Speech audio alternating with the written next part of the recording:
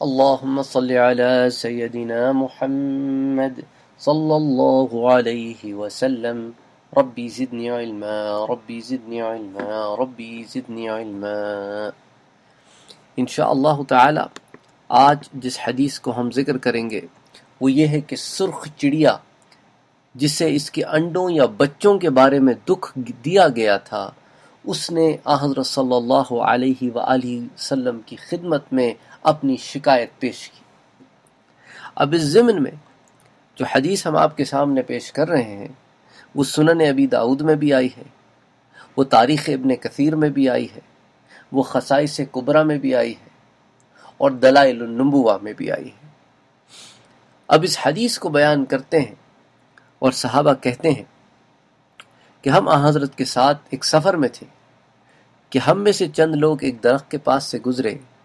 تو اس میں ایک سرخ چڑیا کے 2 بچے تھے، ہم لوگوں نے وہ دونوں اٹھا لیے۔ کہتے ہیں کہ سرخ چڑیا حضرت صلی اللہ علیہ وآلہ وسلم کے پاس آئی اور اوپر منڈلانے لگی، اور یہاں تک کہ بعض روایتوں میں یہ بھی آتا ہے کہ وہ زمین پہ آ کے منڈلانے لگی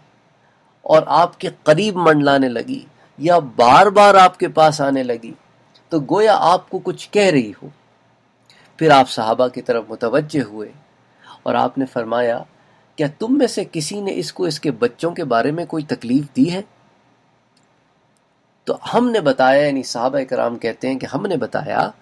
کہ ہم لوگوں نے اس کے بچے لیے ہیں، یعنی ان اصحاب نے جنہوں نے لیے تھے انہوں نے بیان کیا، تو آپ صلی اللہ علیہ وآلہ وسلم نے کہا کہ وہ واپس کر دو۔ تو صحابہ کہتے ہیں ہم نے ان دونوں بچوں کو ان کی جگہ پہ واپس رکھ دیا۔ سبحان اللہ، ایک چڑیا حضرت صلی اللہ علیہ وآلہ وسلم سے آ کے فریاد کرتی ہے، کسی سے بھی کر سکتی تھی، کسی شخص کو جا کے بھی بتا سکتی تھی، لیکن ایک لشکر میں حضور کی نشاندہی کرنا، حضور ہی کو چننا اور حضور ہی کے پاس منڈلانا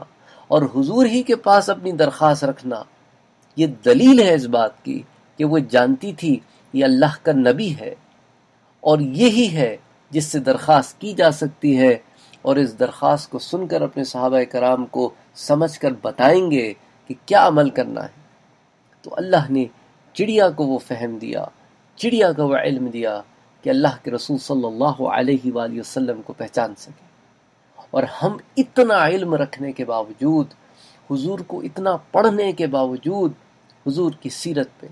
حضور کے بتائے ہوئے راستے پہ عمل نہیں کرتے۔